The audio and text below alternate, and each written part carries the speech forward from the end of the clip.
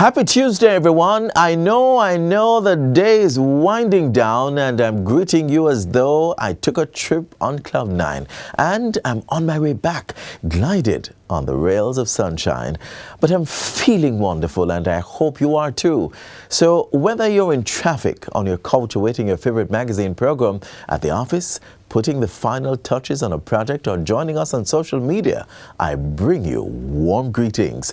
Today's Jamaica Magazine has a review of the year 2022 from the new kid on the block, the Ministry of Legal and Constitutional Affairs, plus a reminder to ease up on the sodium in your diet.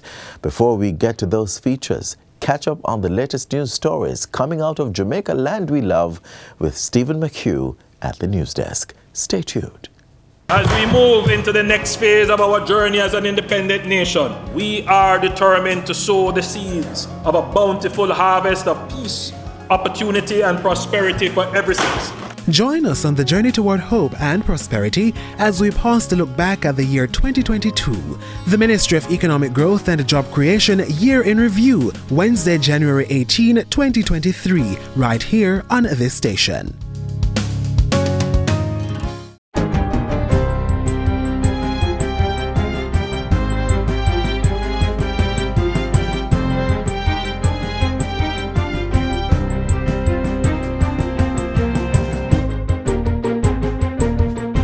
Good day, I'm Stephen McHugh, and this is your JIS News for Tuesday, January 17, 2023. Prime Minister Andrew Holness says the government will be moving swiftly towards transforming Jamaica into a republic. Mr. Holness says despite a delay in naming members of the Constitutional Reform Committee, the state remains committed to the process and will do whatever it takes to achieve republic status. It is time that Jamaica becomes a republic. For us, the process is not simple. And we have known this from we started on this journey. And we are making sure that we check every box and we move deliberately in that regard.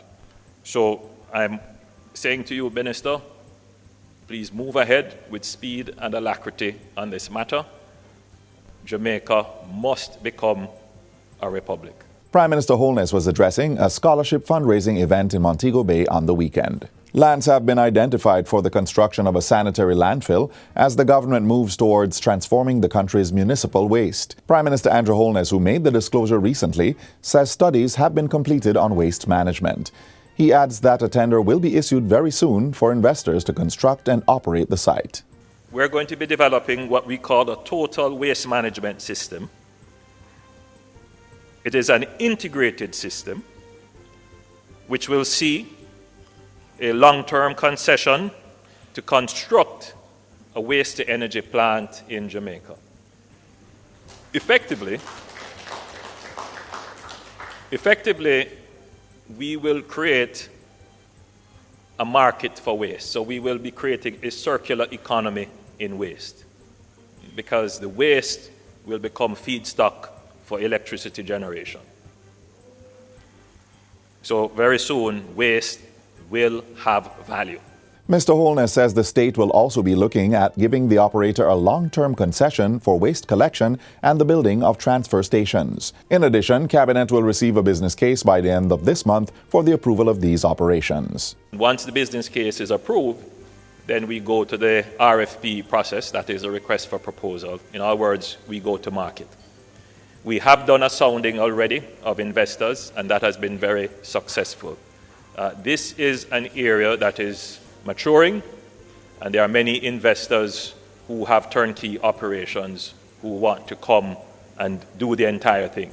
According to the Prime Minister, the intention is to permanently close disposal sites such as Riverton in St. Andrew and Retirement in St. James once the sanitary landfill is operational. Farmers in sections of Clarendon and St. Catherine will soon have access to upgraded drainage, flood protection, and irrigation systems. That's thanks to work being implemented under the Southern Plain Agricultural Development Project, SPAD. Areas to be impacted include Amity Hall and Bridgepen in St. Catherine, as well as Parnassus in Clarendon. Through SPAD, agricultural production will be boosted on 795 hectares of government-owned land. During a recent tour of construction works at Amity Hall, Agriculture Minister Pernell Charles Jr. said pipe installation was far advanced. They've actually now reached the stage of testing the lines, which should take another 2 months or so. The project is going to target irrigation, drainage, improved access and farm roads, flood control systems, and ultimately enhance the agricultural development and marketing linkages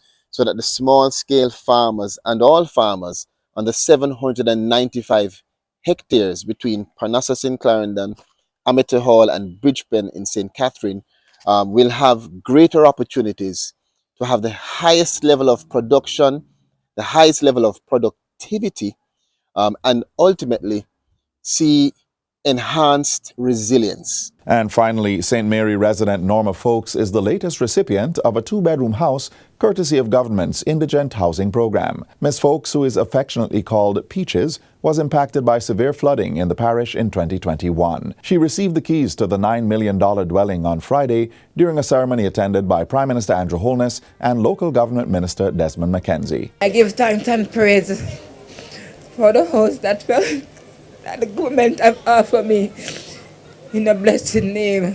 Give thanks and praise unto the Lord, my God. I hold the view and continue to hold the view that not because someone is poor that they should get poor housing. No. I believe that shelter, along with education, would be the two critical elements of poverty response. This is the 4th unit that we have constructed in the parish. My next visit is to go with Member of Parliament Montague to Arakabessa at Hamilton Mountain to hand over that unit, which is ready. And that's it for JIS News Today. I'm Stephen McHugh. Thanks for watching.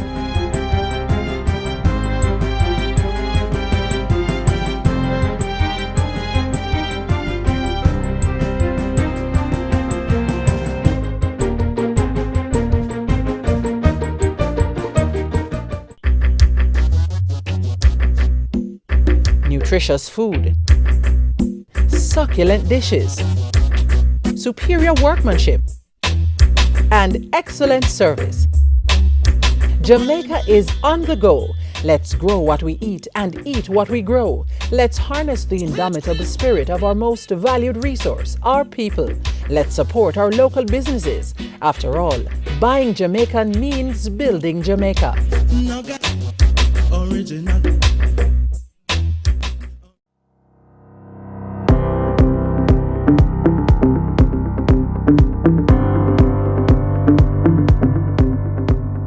Prime Minister shares plans to strengthen national security architecture, opens a $258 million Port Maria fire station, and welcomes new player to the financial sector. You're watching Jamaica House Weekly. I'm Anthony Morgan.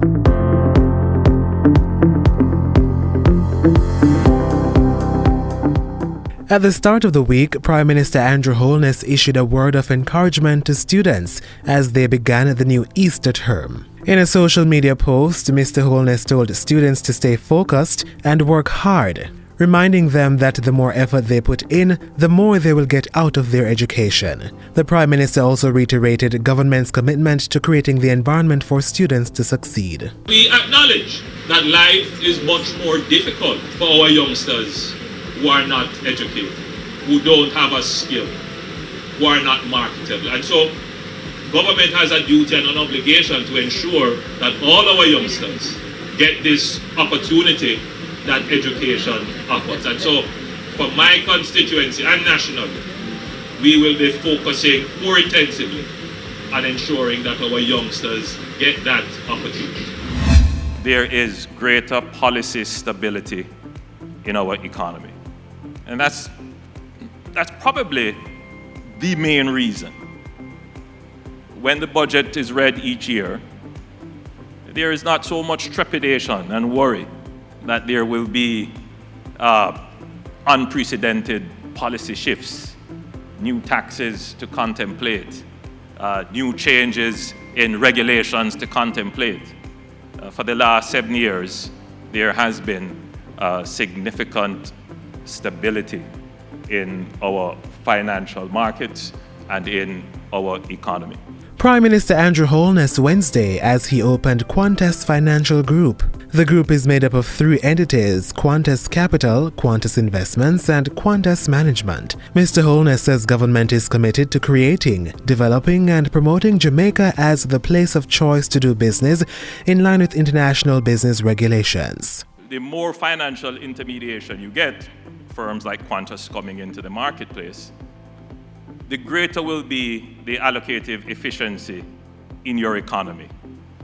Capital, which is stuck somewhere in an underperforming or underutilized asset, or in an asset class where it is just not doing what it could do, now gets an opportunity to be unlocked and channeled into areas where it can yield greater results. Wednesday also saw the Prime Minister meeting with the leadership of Innova Schools, which has been providing education to children in Peru and other Latin American countries. During the courtesy call, the Prime Minister looked at options to possibly set up Innova Schools on the island. And still on Wednesday, Mr. Holness met with the members of the National Leadership Prayer Breakfast Committee. The 43rd annual gathering is set for Thursday, January 19 and will be held under the theme, Strengthening Communities Through Peace, Justice and Forgiveness. By Thursday, the Prime Minister shared government initiatives which have been cauterizing crime and violence on the island. This administration is taking firm, deliberate, decisive, instrumental, well thought out steps to close these holes that have been poked and widened in our national security architecture, to harden our national defense so that a drug cartel somewhere or a crime syndicate somewhere does not have access, uncontested access, to use Jamaica as a transshipment point. He said that once the loopholes are closed, Jamaicans will see significant reduction in the street-level crimes. Mr. Holness was speaking at the inaugural National Security Seminar hosted by the Office of the National Security Advisor, ONSA. The seminar was held under the theme, Defending and Securing Jamaica's Development, a Strategic Security Analysis. It's the first in a series of meetings to be held by ONSA through the Office of the Cabinet.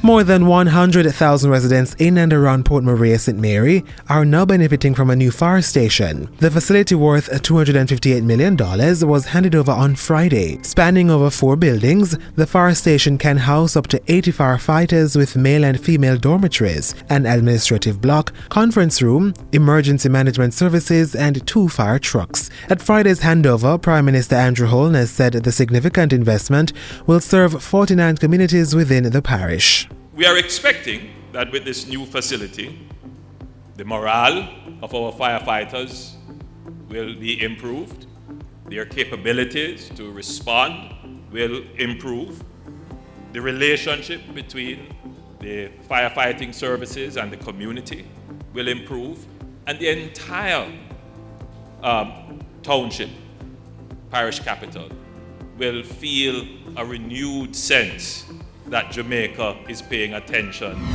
And finally, Minister without portfolio in the Office of the Prime Minister, Floyd Green, is urging Jamaicans to provide feedback on draft regulations for the implementation of the National Identification System NIDS Act. The feedback should be submitted by February 21 to customercare@nids.gov.jm. Minister Green made the appeal in Parliament Tuesday as he tabled 4 draft regulations related to the bill. We are sharing the regulations here in hard copy. We are also putting the soft copies up on the National Identification website. That is www.nidsfacts.gov.jm, so people can access the regulations. The regulations deal with the administration of NIDS, security procedures, appeals process, and assigning a national identification number. And that's it for Jamaica House Weekly. Be sure to join us next time for more of the news stories coming out of the Office of the Prime Minister.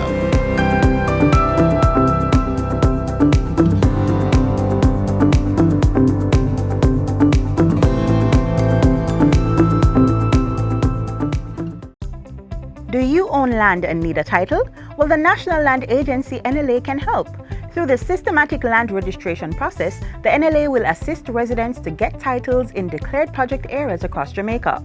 Systematic land registration is the methodical and orderly registration of parcels of land in a designated area known as systematic adjudication area. For further information on the systematic land registration process, including declared systematic adjudication areas, who can apply and the benefits, visit the National Land Agency's website at www.nla.gov.jm or email asknla@nla.gov.jm. The National Land Agency, one goal.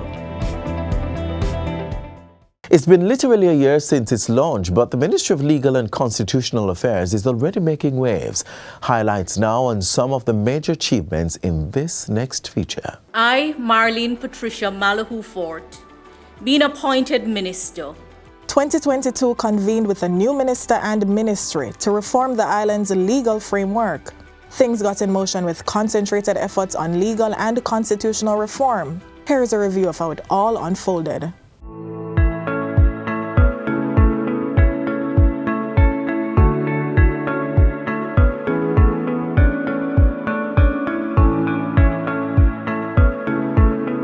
You have a major task in front of you to reform Jamaica's laws, start the process of reviewing our constitution. With her new appointment as the Minister of Legal and Constitutional Affairs, Marlene Malahoo Fort was tasked with responsibility for the Office of the Chief Parliamentary Counsel, the Legal Reform Department, the Law Revision Secretariat, and the Office of the Public Defender. The ministry underwent organizational structural completion and secured approval for the process from the Minister of Finance and the Public Service. This work, Madam Speaker, is also designed to help reset the stage to move Jamaica from a state of unacceptable lawlessness to one of desired lawfulness.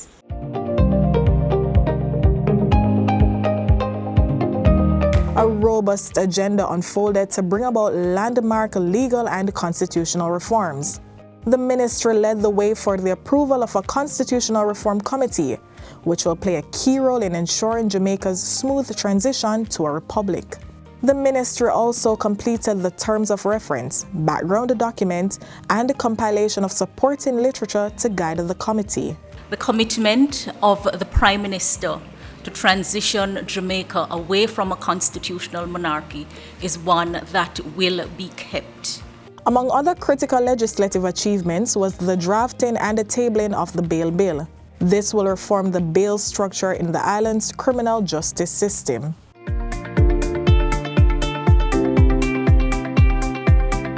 The new Ministry of Legal and Constitutional Affairs also made a revolutionary move to improve the efficiency, speed, and quality of legislation promulgated. Cabinet approved the establishment of legislative teams in all ministries. This is designed to strengthen inter-ministry collaboration and advance government's legislative agenda.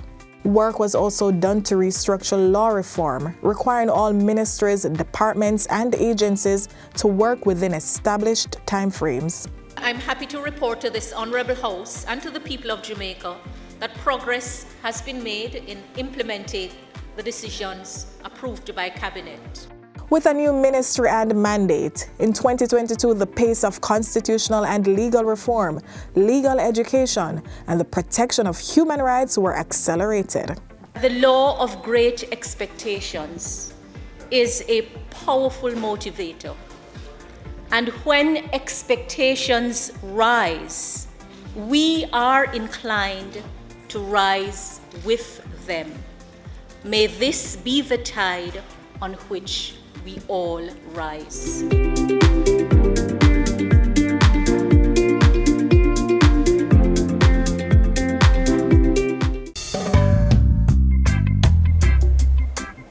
I'm Chef Martin McGinley, Executive Chef at Round Hill Resort and Spa.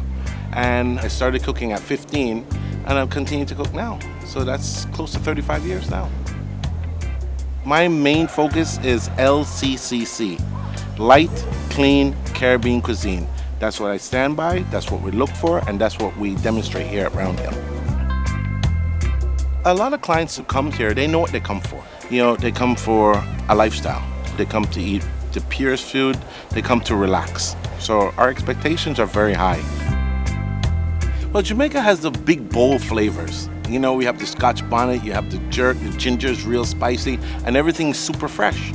You know, fresh is when you're able to pick it and you're able to use it at the same time. I have a program here at Round Hill called See, Touch, and Taste, where we're able to take the guests to our organic garden.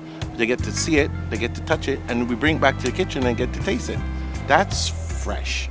Now, when you working with the freshest ingredients and freshest product, it takes you to the next level. Why come to Jamaica? To experience the people, the culture, and the food. Because it is unbelievable when you're able to come to an island and get all those three things wrapped into one. It's amazing. And they got great beaches and sunshine is here too as well.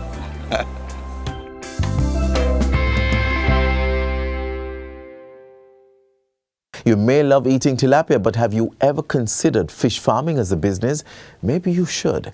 Get key information on this budding venture up next.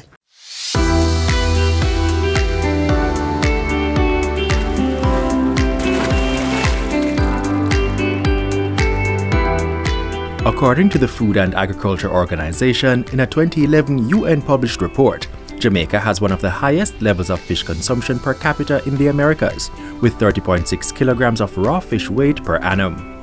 A substantial portion of the over 80% of marine fish consumed in Jamaica is, however, imported. The National Fisheries Authority is therefore focusing on tilapia production and marketing to meet the growing local appetite for fish. This has become necessary, especially due to the decline in coral reef fish stocks, the increasing demand for seafood, coupled with the huge untapped local market for tilapia, providing a perfect opportunity to increase import substitution.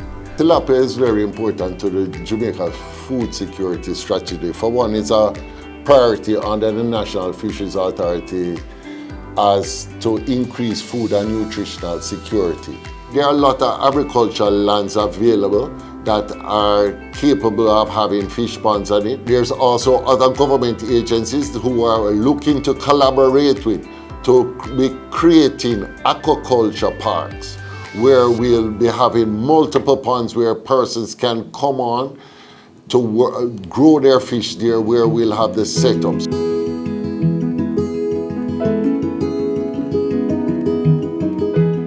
We're teaching our farmers to do this as a business, to do it technically sound, to use the technical advice that the NFA will provide for them so that they will be able to become more profitable, where the growth times will be shorter, where the quality of the fish will be better, where the consumer will be happier.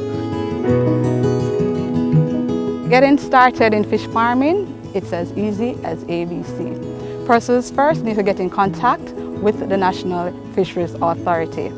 Then, someone from our office will actually come, speak to the person, make arrangement to come and visit the location, and then we'll do what we call a site evaluation. Your next step is to get registered with the National Fisheries Authority. Registration process is easy. You call our office, also someone will come and verify that you are a farmer, and you would need some items such as a government issued ID, 2 passport size pictures certified by a JP, fill out the application form, and only $600. The local industry is regulated and supported by the government to ensure quality standards. Farmers will have to maintain their water quality where possible. They can get it assessed if needed. If you are feeding your tilapia according to stocking density, making sure that they're getting the right quantity of feed, then it reduces the risk of you overfeeding the pond, and feed that is not eaten by the fish will then stay in the pond and become rotted.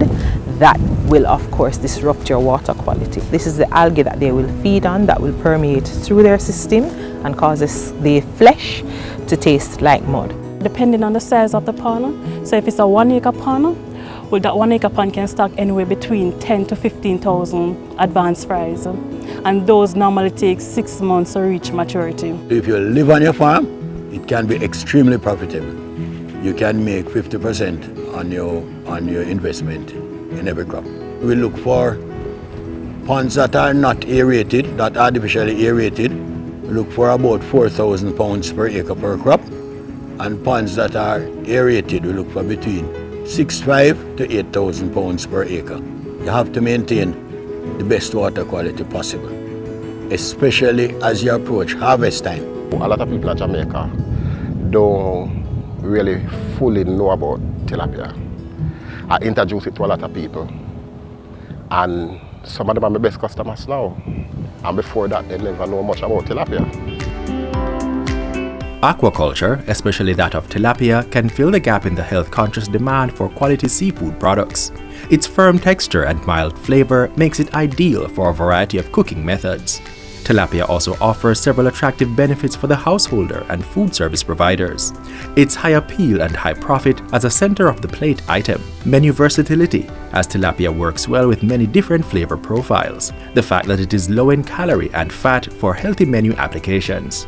It is free of saturated fats, high in omega-3 fatty acids, a good source of protein for weight management, a natural fish which originated in Africa. You can have tilapia taste whatever way you want it to taste.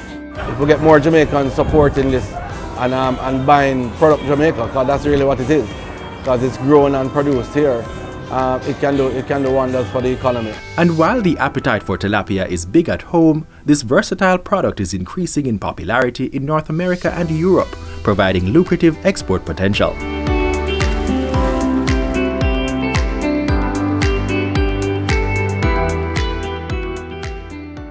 Jamaicans consume on average 9 to 12 grams of sodium or salt per day, twice the World Health Organization recommended amount of less than 5 grams or 1 teaspoon of salt, and more ideally, less than 2 grams of sodium per adult per day from all food sources. This excess salt in the diet causes high blood pressure, kidney and bone damage, gastric cancer, obesity, and worsening of asthma. Reduce the amount of salt you consume to no more than 3 to 5 grams, or half to 1 teaspoon per day for adults, and less than 2 grams for children under 11 years of age. Let's shake the salt habit and live healthy. A public service message from the Jamaica Information Service. We've come to the end of another magazine program. We encourage you to log on to our website, jrs.gov.jm, for all the latest government happenings. Until next time, I'm Adrian Atkinson. Do take care. This has been a production of the Jamaica Information Service, the voice of Jamaica.